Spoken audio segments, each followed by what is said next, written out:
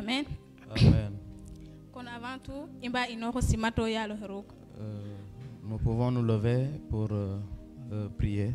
Borotno besfe ka haye refna journée de la jeunesse. Nous allons lui recommander cette journée de la jeunesse.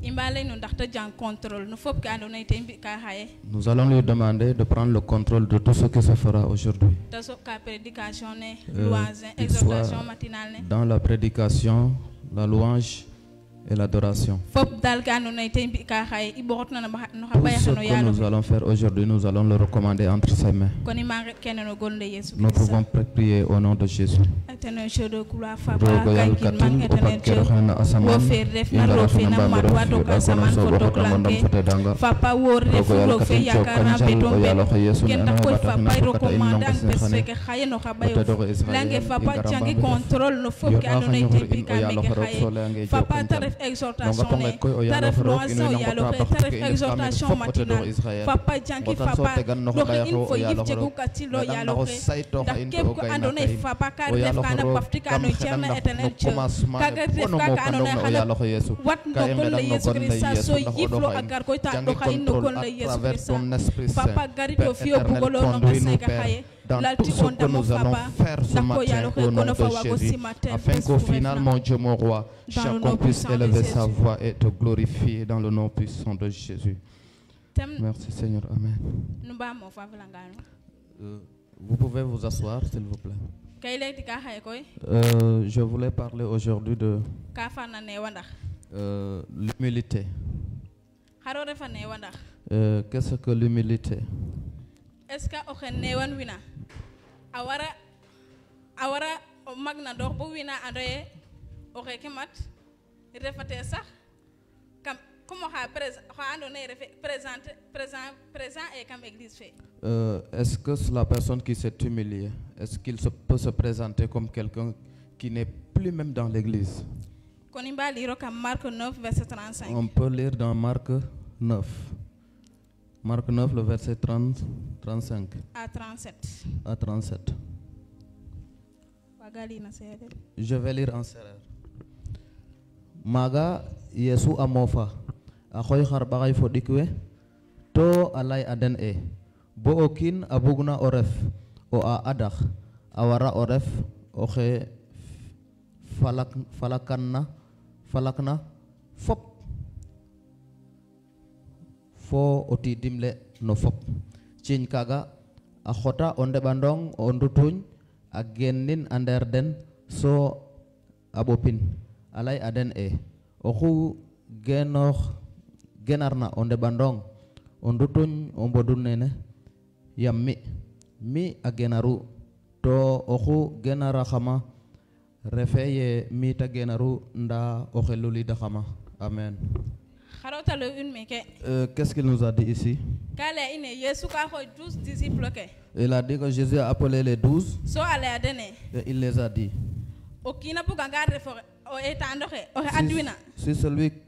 Si une personne veut être le premier, il doit être derrière, il doit servir. Et cela veut nous dire quoi? Si quelque chose arrive, tu ne dois pas premièrement prendre la première place.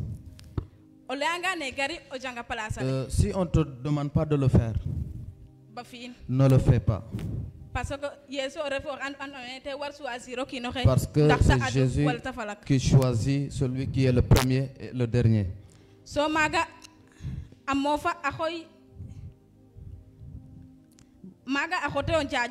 Et à cela, il a pris un petit enfant et il l'a placé devant. Et il l'a pris. Et il dit.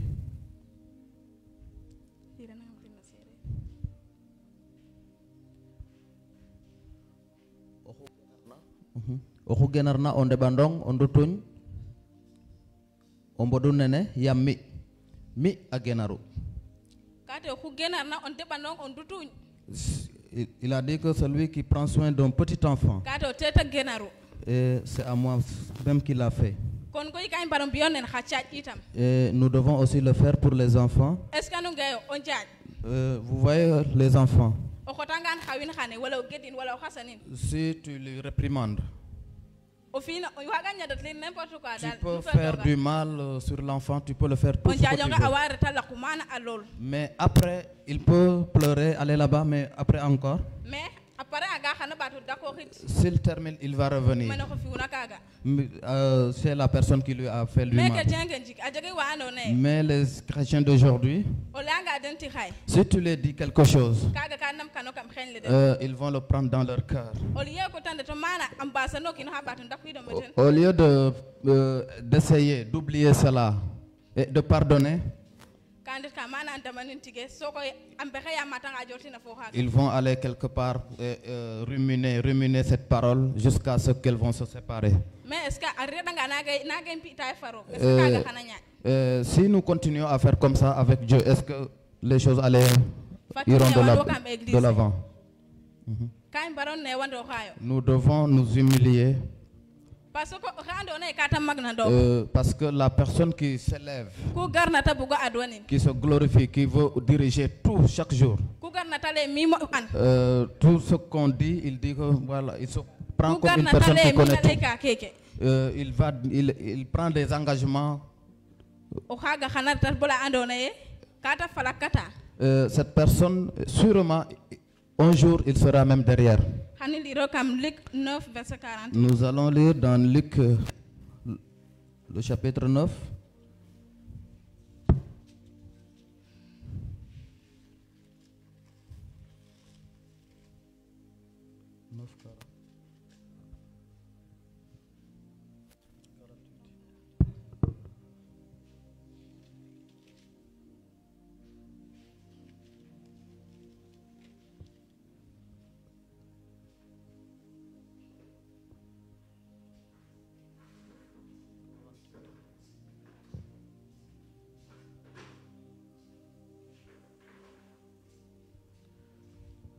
Ok.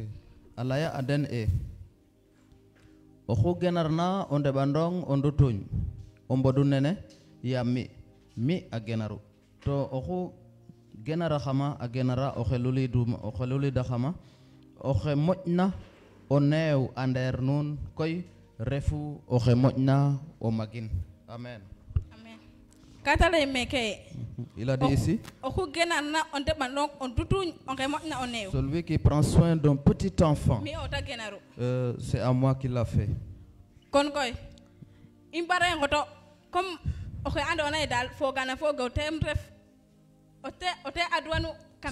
C'est pourquoi nous ne pouvons pas prendre les gens comme de petits.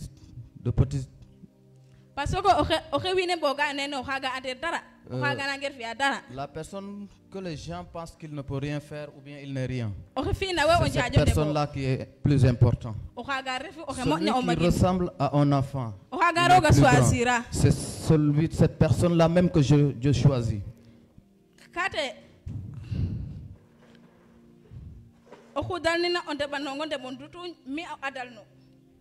Il a dit celui qui prend soin d'un petit enfant, c'est à moi même qu'il l'a fait. Si nous prenons soin aussi des petits enfants, sachons véritablement que c'est Jésus que nous avons fait ces choses. Et celui qui prend soin aussi de Jésus, il a pris soin même de Dieu. Dieu est grand. Si Dieu était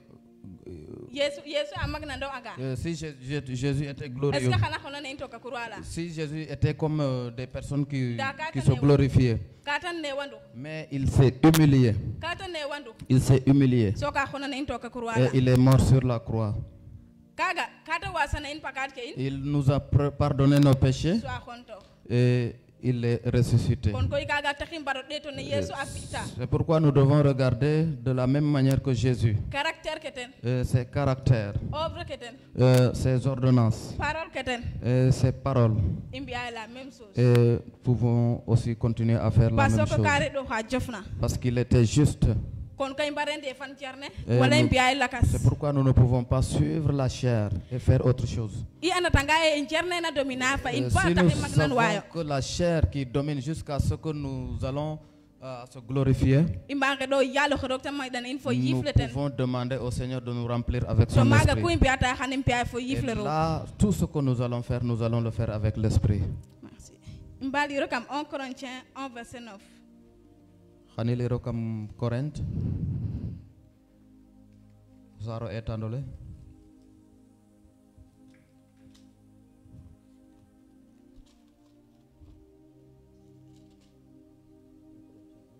Verset 9.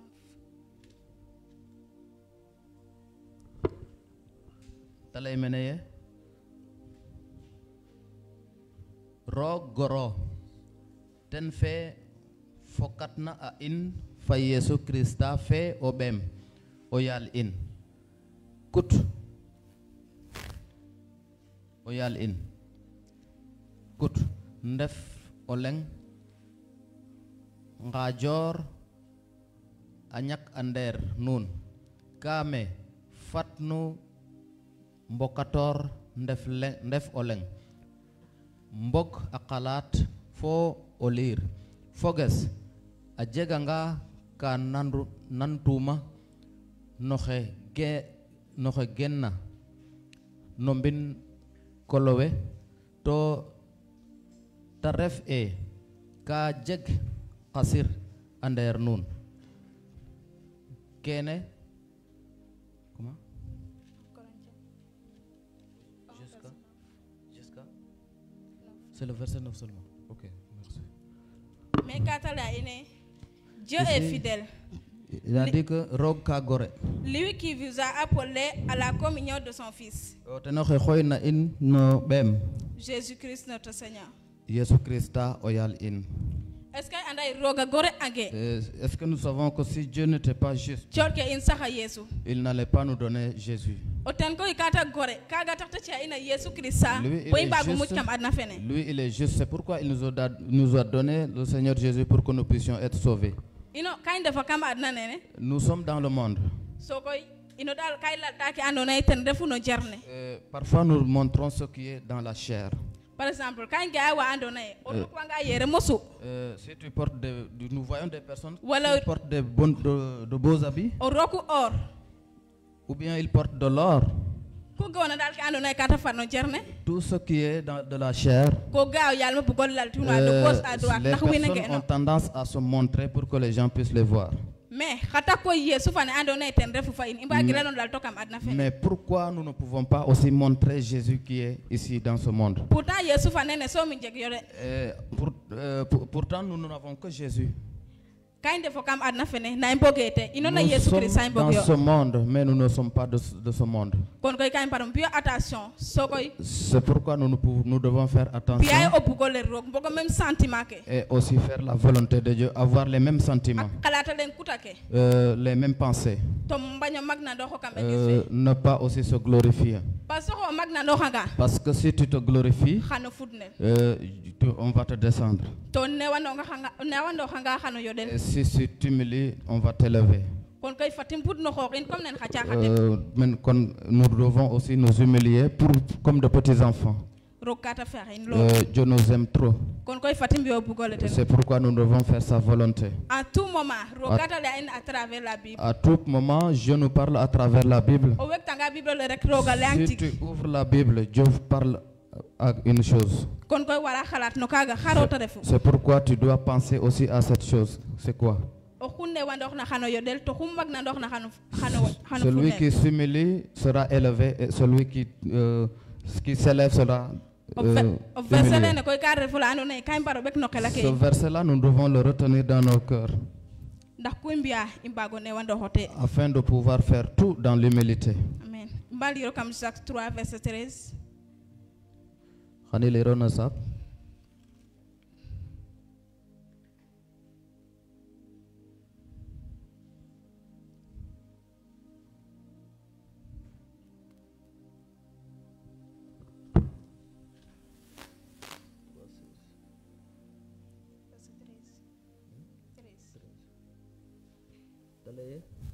Okin nanun ajega nga o an foyif afat afi api apach alaltin na pesorot apach api aka yonna fo obub fo o and. Amen. Lequel d'entre vous est sage et intelligent? Okin nanun ajeganga o an. Qu'il montre ses œuvres par une bonne conduite. Fat afi api apar. Par la douceur et par la sagesse.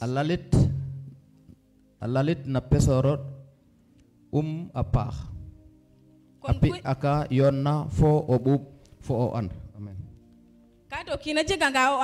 Si quelqu'un a la sagesse, si quelqu'un a la connaissance,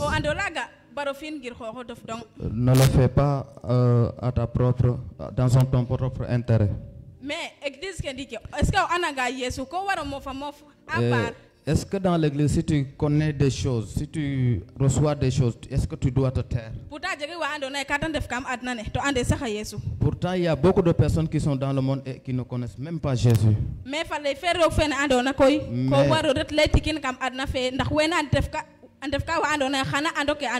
cette parole de Jésus que tu as connue, tu dois aussi aller le partager. Mais en parlant de ces choses aussi, il faut le dire avec humilité et avec amour. Il faut le dire avec amour. Parce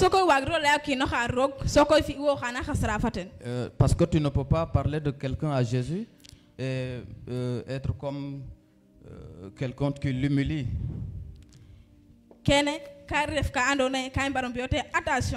Ce sont des choses auxquelles nous devons faire attention. Si tu parles à quelqu'un, parle-lui avec douceur, parle avec lui avec humilité, et à cela il saura que ce que tu dis c'est la vérité. Parce que la parole de Dieu ne ment pas.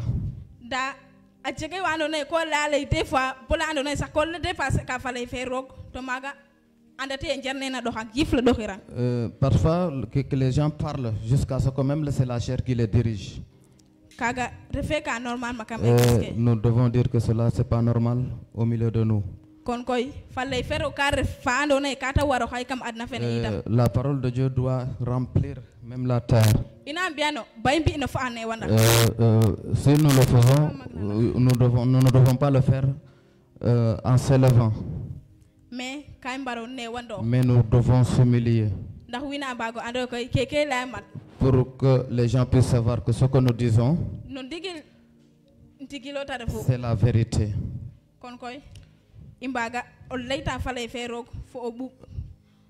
Nous pouvons donner la parole de Dieu avec douceur. Le dernier verset que nous allons prendre, c'est 1 Pierre 5, verset 6. 5, verset 6.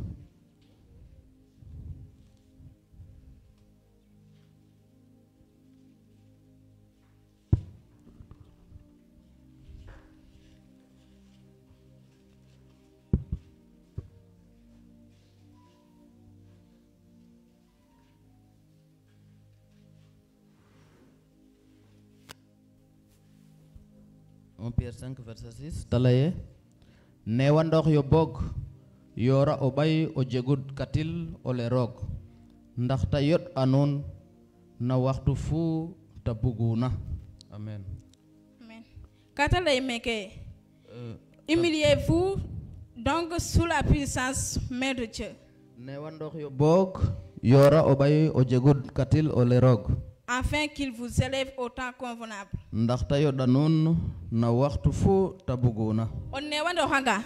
Si tu t'humilies, le Seigneur, au moment choisi, il t'élèvera. Mais si tu veux le faire subitement, continuer à faire ta volonté dans l'église, cela sera vain. Mais si tu t'humilies et attends la main de Dieu, le temps arrivé, Dieu t'élèvera. C'est pourquoi nous devons s'humilier. Si tu ne t'humilies pas, tu ne peux pas servir Dieu comme il le faut. Parce que tu vas faire et cela ne sera pas la volonté de Dieu. Ce qui nous pousse plus dans le fait de vouloir la gloire, c'est Satan qui nous pousse à faire ces choses. Le monde nous pousse à faire ça. La chair aussi nous pousse dans ces choses.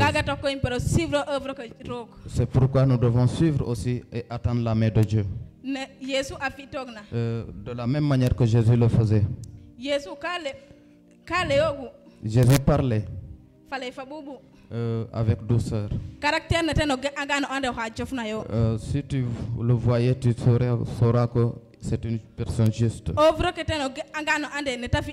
Si tu vois ses œuvres, tu sauras qu'il fait de grandes choses. Il faisait ces trois choses. De trois choses justes. C'est le caractère et sa parole. Ces choses-là, nous devons les imiter de Jésus. Si nous faisons les choses de la même manière que Jésus, nous allons faire la volonté de Dieu. Et à cela, le diable ne pourra rien faire pour nous. Mais nous levons avec la chair. Nous allons croire que nous faisons les choses pour Dieu alors que c'est pour le diable. Nous allons s'arrêter ici et que le Seigneur vous bénisse au nom de Jésus.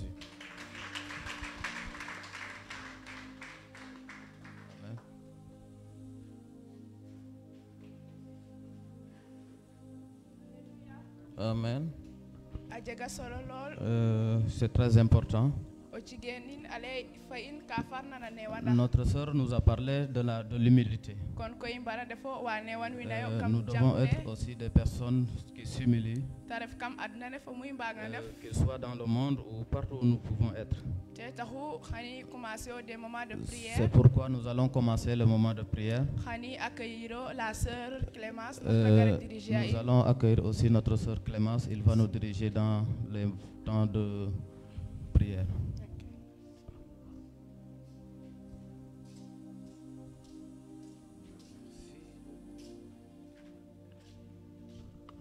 Alléluia. Amen. Nous saluons chacun par son nom. Nous vous disons que celui qui peut se lever, il peut se tenir debout. Premièrement, nous allons remercier le Seigneur de tout ce qu'il fait dans nos vies, de la façon dont il nous a montré. Il nous a gardés, il nous a protégés dans la semaine jusqu'à ce jour. Nous allons le remercier de toutes ces choses au nom de Jésus.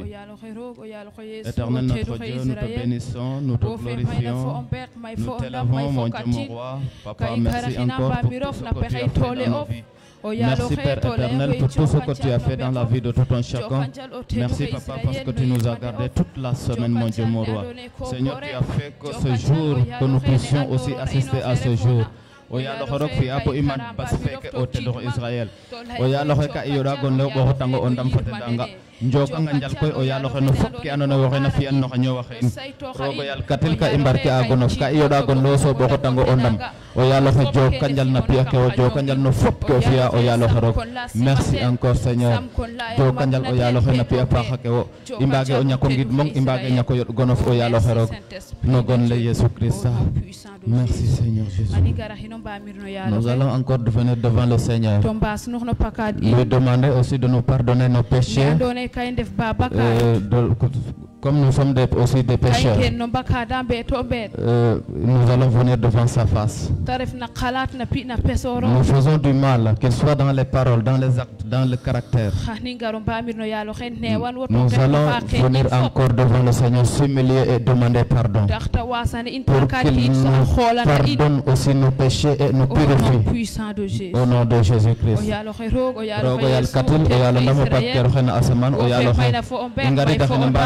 yalo xon di joxa so mbas no o yalo xo apiya taxar in o yalo xoro fop ki andoona yee ten Israel ka imbi in batilla in batin alatin o yalo xoro to felirano te def Israel ka e ngadang ndax boga in fo ele Yesu Krista o yalo xe ka e ngadang ndax tellanda in xolande in o yalo xe no ngapanga ke fap nena andilo xa mbamiro fo o yalo xe Yesu ba bakat in fo o yalo xe ka in di coxo fo mbas no xa ka i ngadang ngadwan o yalo xe rog ndax koy fo ele Yesu Krista a wago boga in a wago xolanda in a tellanda in o yalo xe rog o fap ka i ngadang ndax tog daka teɓandongo tog di o kiino kin o yalo xe ndax i mbagon ke a mbamiro o yalo nen win wa ngol na soatet nen win wa ñak na sik o yalo xorog ka i ngado fango ten no gon le Yesu a felangang o yalo xorog xolande in rogo yal katil ka i soxla o xolanda in ka i soxla o tedlanda in yam bakad fe ka xaja in fo bakad fe ka yaqana in o yalo xorog i ndawit tigna wo ten taxu o yalo xano ngapanga ke in xedam ton xedwango ten o yalo xorog ndax o xolanda in o yalo xe Yesu tedlandi in o yalo xe no gon le Yesu Krista. Merci Seigneur.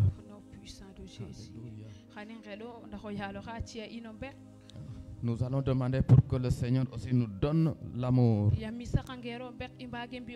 Parce que sans l'amour, nous ne pouvons rien faire. Nous allons demander à Dieu de nous donner aussi l'amour. De semer l'amour au milieu de nous afin de pouvoir aimer aussi nos prochains. De la même manière que le Seigneur l'a dit. Qu'il nous donne des cœurs remplis d'amour. Au nom de Jésus. Oh Seigneur, Papa, encore tes enfants sont devant toi, mon Dieu, mon roi. Père éternel, nous sommes devant ta face et nous demandons, Papa, l'amour dans nos cœurs. Papa, s'il te plaît, remplis-nous d'amour, mon Dieu, mon roi. Père, aide-nous à pouvoir aimer, Papa, nos prochains, à pouvoir aimer nos ennemis, mon Dieu, mon roi. Remplis nos cœurs, Papa, s'il te plaît. Remplis nos cœurs, mon Dieu, mon roi. Nous voulons, Papa, que tu nous remplisses. Remplis nos cœurs, mon Dieu, mon roi. Nous voulons, Papa, que tu nous donnes l'amour. Nous puissions aimer toute personne, Papa, quelle que soit sa situation, quelle que soit sa classe. Oh, mon Dieu, nous voulons, Papa, que tu nous remplis, Papa. Remplis nos cœurs avec ton amour. Papa, car ton amour est infini. Ton amour est infini, mon Dieu. Merci encore, mon Dieu. Papa, merci. Nous allons aussi prier pour le Sénégal. Pour que la paix du Seigneur se manifeste encore. Pour que son amour remplisse aussi ce pays. Parce que le Sénégal est un pays qui est fatigué. Mais nous allons demander à Dieu de descendre son amour dans ce pays. Au nom de Jésus.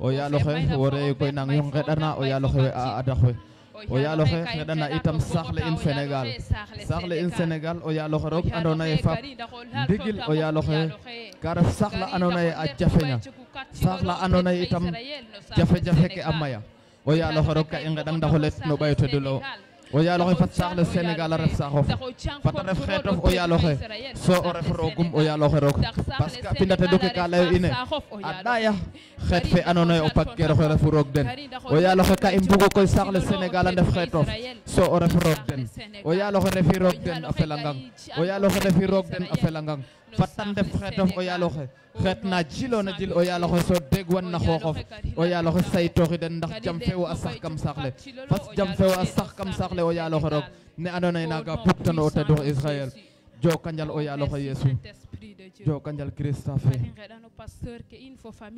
Nous allons prier aussi pour les pasteurs et leurs familles pour que le Seigneur puisse les aider dans le ministère. Parce que diriger une église, c'est pas facile. Mais nous allons demander à Dieu que le Seigneur les fortifie, qu'il travaille encore avec eux, pour qu'il puisse les fortifier aussi. Au nom de Jésus. Oyalo rogo eve anasaman. Rogo yal katil inu ngari dambambiro. Yodakhina khanyogor in oyalo so bokhotang foppi anone den defu pasteur. We anone itam den defu adakwe no changuke. Oyalo rok in we ngota den bokhotanga den. Gadang oyalo Yesu ndax pasil den itam. O sayto den kay nakaden. Oyalo dole andi den oyalo rok. Ci den dole oyalo cawarte fo njamba. Oyalo dimle iden oyalo damti den rogo yal katil dole andi den maydana den o yaloxe fo dole o fokatilo fo yirmande no o yaloxe rok fi ikoy o yaloxe ndax toqale cioxona den o yaloxe yesu awago yelef o yaloxe rok kam xedang to xed wango teno te do Israël worok fena asamana felangang o yaloxe yesu Christa fi api katil lalti o yaloxe katilo lalti o ndamof o yaloxe yesu orogo yal katil ka i soxla o yaloxe o damta den damti den o yaloxe rok yel fati a toqale nogon le Yesu Christ. Nous allons prier pour l'église du Sénégal et les jeunes du Sénégal pour que le Seigneur puisse travailler davantage avec eux, pour que le Seigneur puisse les fortifier, pour qu'ils soient remplis d'amour, pour qu'ils puissent avoir le fardeau de travailler pour le Seigneur. Nous allons prier pour que le Seigneur aide la jeunesse. Au nom de Jésus-Christ de Nazareth. Rogo yal katilo yal no ma pak kero xena asaman. O yal xo in we yoda xanyor in nonga kiren ne xane nonga sen xane. O yal xo ngedang so nged wang o yal xo Yesu. Ndax katilo fo yirmanda fo dolo fo yal xo Yesu. Alalti nok no jeunesse ne anona den defu jeunesse no jangu fe Sénégal. O yal xo Yesu fat katil no fat yirmanda o fo yal xo aref faden. Fat dolo o fo yal xo rog aref fo ki nokin o yal xo Yesu. O yal xo fat katilo fa lalti no no gon le Yesu Christa ka e ngedang to nged wango te du Israël ndax koy o yalo xe rogo jiri ñora den fi ina kañ den o yalo xe dolene fi ina kañ den o yalo xe o bugole fi i koy o yalo xe a toqale ndax ta mbago mbug a mbex o ndef o ngaaj rik falayof o yalo xe ndax ta jalanong o yalo xe rog ndax gon lew a wago suur ndax gon lew a wago bo xotelo ndam a yodel so wiin we a ngima Yesu so a mbago njega mucale o yalo xe jo kanjal no kene no gon le Yesu Christa. Nous allons prier pour les gens qui ne connaissent pas le Seigneur dans le Sénégal et les environs, pour que le Seigneur se montre à eux, pour que le Seigneur puisse les montrer qui il est, pour qu'ils puissent connaître le Seigneur et l'accepter de leur cœur. Au nom de Jésus. Rogo yal katilo yalondam opak keroxena asaman inwe bangari daxena mbamirof o yaloxo Yesu so yolo xa ñoxor in ngedang nged wang o yaloxo rok ndax we andona ye koy anda fulero o xerefona o yaloxo Yesu rogo yal katil jiriñori xa teɓandongof o yaloxe ɓek permettre occasion ka andona ye o yaloxo rok xana lalet tigil o yaloxe rok xana ande o yaloxe wo refu roog fe warena o gim wo refu roog fe warena o boxotoox wo refu roog fe warena o yakar ten taxu o yaloxe rok mboxotan koy o yaloxe wene no gon le Yesu ndax o laltinoxa den feñoxi den o yaloxe rok feñ wi den o teduxe Israël o yaloxe fat katilo fa laltinox no xa ñoow den o yaloxe yirmande o fata laltinox na den no gon le no yaloxe Yesu fi a pi katil o yaloxe au nom puissant de Jésus. Nous allons prier aussi pour les malades, pour que le Seigneur puisse les guérir, pour que le Seigneur puisse les libérer. Ceux qui sont sur le lit, et ceux qui sont à l'hôpital, pour que le Seigneur les guérisse. Les autres aussi parmi les marabouts. Mais nous allons demander au Seigneur de les guérir au nom de Jésus. Papa éternel, oyalo rogo fena nyowato madoha na asaman. Rogo yal kateli ngari dakhina mbamirof oyalo Yesu. Yoda khanyor ino pakkero khana asaman. Leange koy oyalo rog. Bokotang oyalo Yesu Christ wen anona fop kanjir oyalo taraf kam sax le Sénégal oyalo Yesu. Wejirna oyalo ino na présenter aden no khabaya khaw bamirof. Oyalo rog say togden.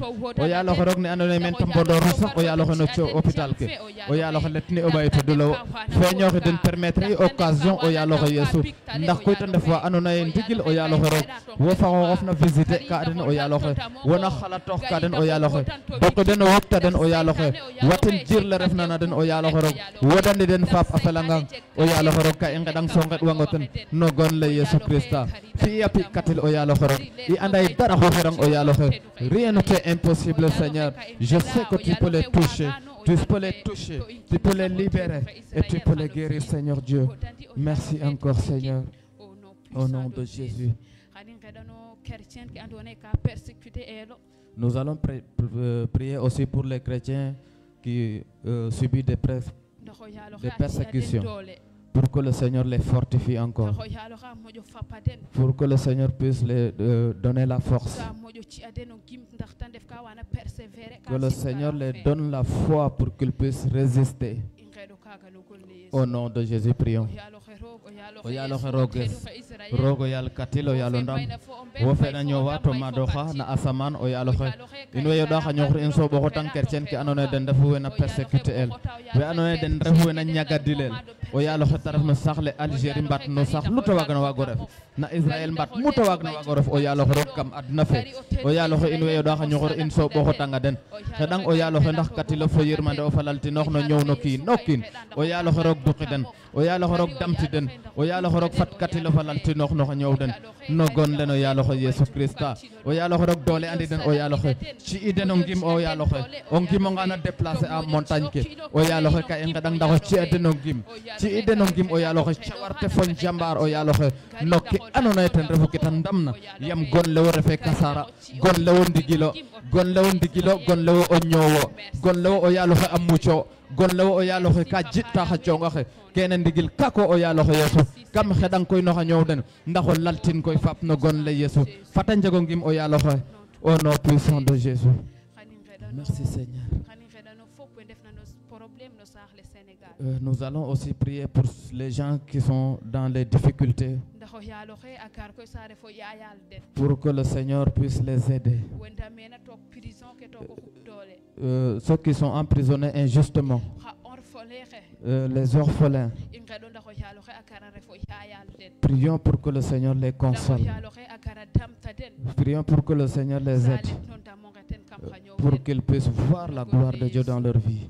Au nom de Jésus.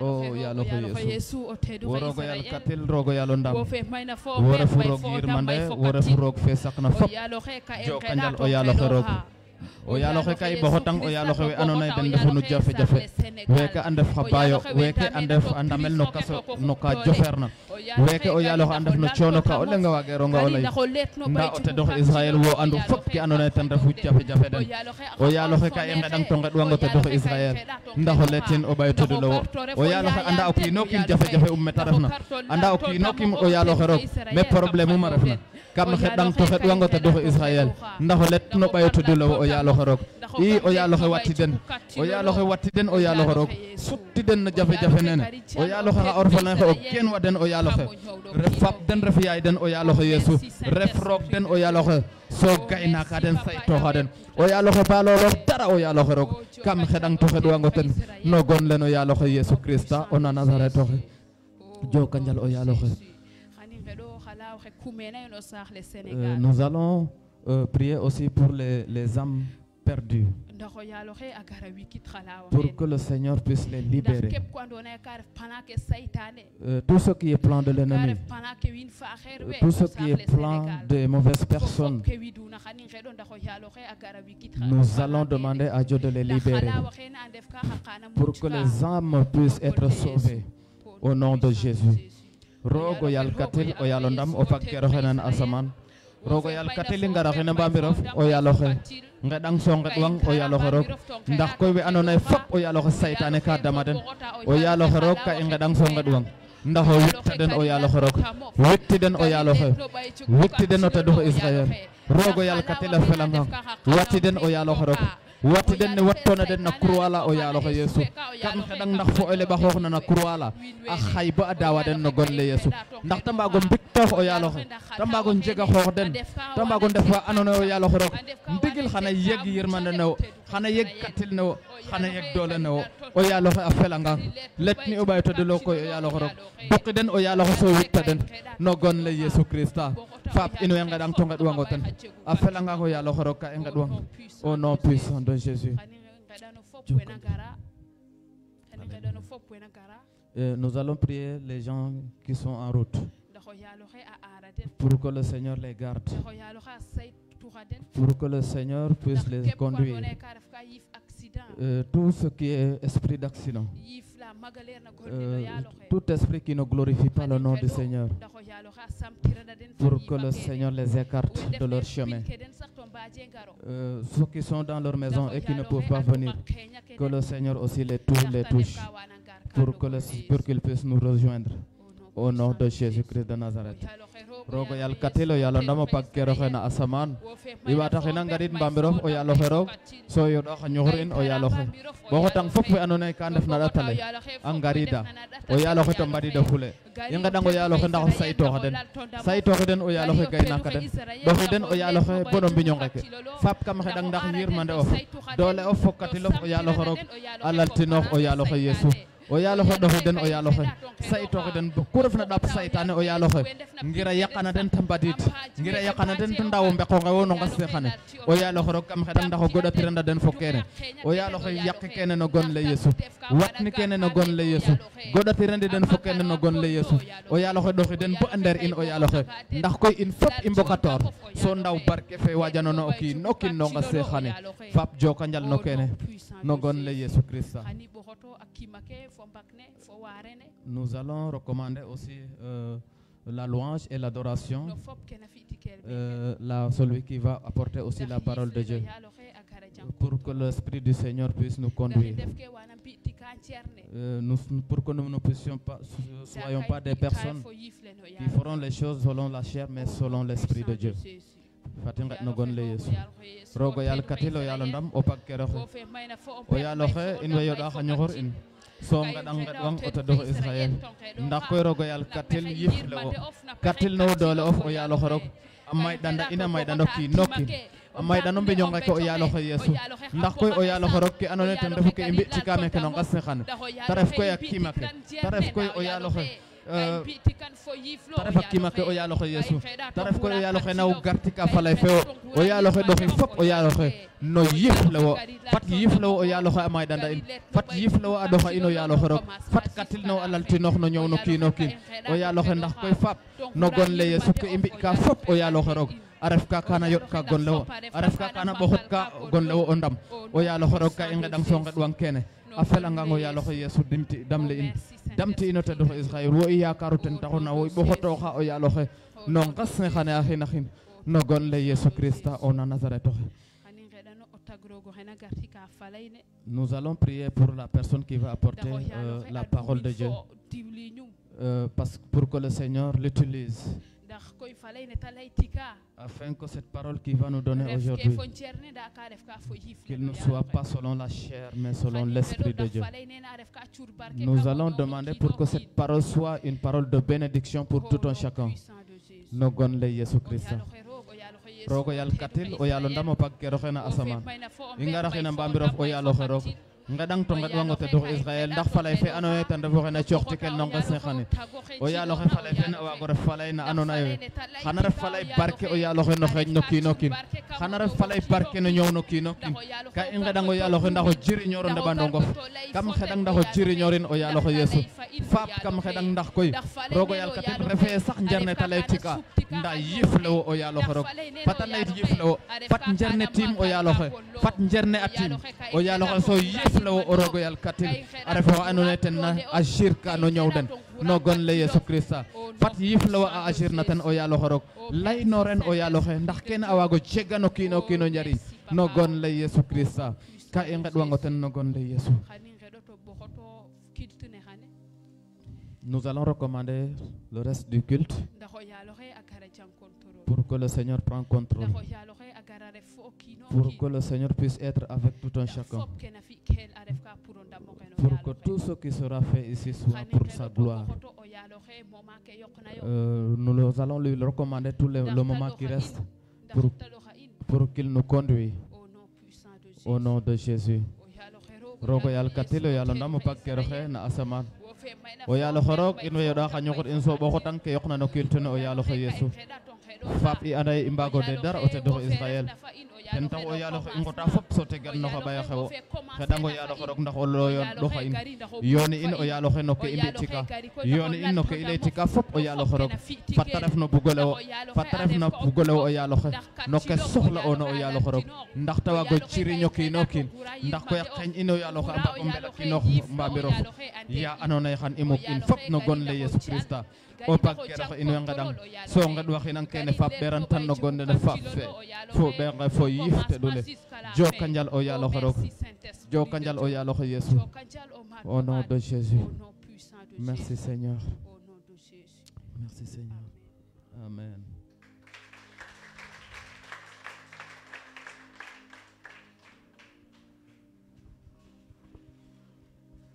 Alléluia. Amen. Après,